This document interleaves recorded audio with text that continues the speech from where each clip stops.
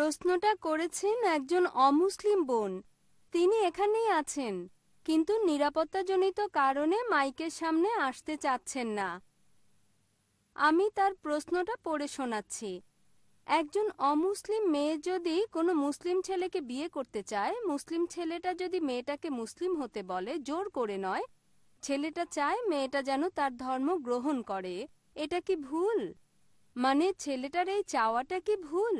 এছাড়াও একজন অমুসলিম মেয়ে যদি কোনো মুসলিম ছেলেকে বিয়ে করে ধর্ম না বদলিয়ে, তারপরও সে যদি ইসলামে সব নিয়মকানুন মেনে চলে, এভাবে ধর্মান্তরিত না হয়ে ধর্ম পালন করাটা কি ভুল? মহিলার নাম খুশবু, তিনি পেশায় একজন শিক্ষিকা।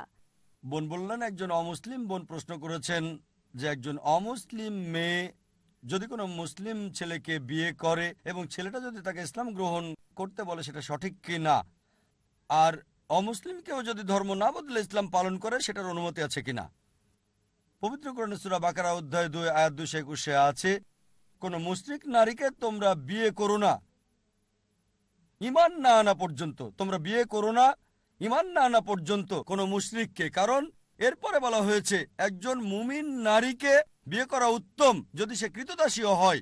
সে হয়তো কারো দাসী, হয়তো দেখতে ভালো না।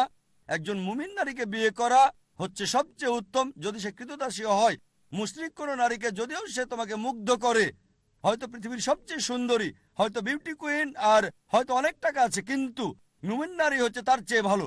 এখন যদি বলেন মুসলিম ছেলেটার বিয়ের আগে অমুসলিম মেয়েকে ইসলাম গ্রহণ করতে বলা সঠিক কিনা, এটা শুধু সঠিকই না, এটা আবশ্যিক। মেয়েটা ইসলাম গ্রহণ না করলে তাকে বিয়ে করতে পারবেন না। কেন সেটা বলছি।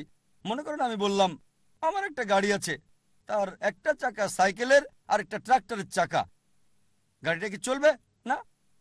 সবগুলো যদি সাইকেলের চাকা হয় তাহলে একটা ভ্যান গাড়ি হবে, বড় চাকা থাকলে ট্রাক্টর হয়ে যাবে। যখন একসাথে জীবনযাপন করবেন তখন তাদের দৃষ্টিভঙ্গি আর বিশ্বাস একরকম হওয়া উচিত। এবার আপনার দ্বিতীয় প্রশ্নে আসি, যদি কোনো মহিলা ধর্মান্তরিত না হয়ে ইসলাম পালন করে সেটার অনুমতি আছে কি না। ধর্মান্তরিত হওয়ার জন্য ঘোষণা দেওয়ার দরকার নেই যে মাইকের সামনে দাঁড়িয়ে বলবেন আমি সাক্ষ্য দিচ্ছি আল্লাহ ছাড়া কোনো উপাস্য নেই, এটা আবশ্যিক না, সেটার কোনো দরকার নেই। যদি মনে করেন জীবন হুমকির মুখে, তখন আপনি মনে মনে আল্লাহ তাআলার কাছে বলতে পারেন, কোনো সাক্ষীর দরকার নেই। এটা আপনার আর আল্লাহর মধ্যে। ইসলামে আনুষ্ঠানিক ধর্মান্তরিত হওয়ার দরকার হয় না, কিন্তু ঘোষণা করাটা ইম্পর্টেন্ট যাতে মানুষ আপনাকে ভুল না বোঝে। কিন্তু জীবন হুমকির মুখে থাকলে শুধু আল্লাহ তাআলাকে এটা বলেন আর সেটা বিশ্বাস করে পালন করেন, আলহামদুলিল্লাহ। পালন করাটা ইম্পর্টেন্ট, ঘোষণাটা না। একজন মহিলা ঘোষণা না করেও ইসলাম পালন করতে পারে। ঘোষণা করে পালন না করার চেয়ে তো এটা অনেক ভালো। আমার উত্তরটা কি শুনেছেন? একজন মহিলা ঘোষণা না করেও ইসলাম ধর্ম পালন করতে পারে।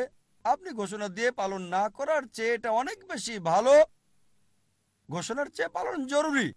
হিসেবটা তার আর আল্লাহর মধ্যে। যদি সে ইসলাম ধর্ম পালন করা শুরু করে, তখন মুসলিম যখন সে নামাজ পড়ছে সে মেনে নিচ্ছে আল্লাহ এক, মোহাম্মদ সাল্লাল্লাহু সাল্লাম আল্লাহর রাসূল।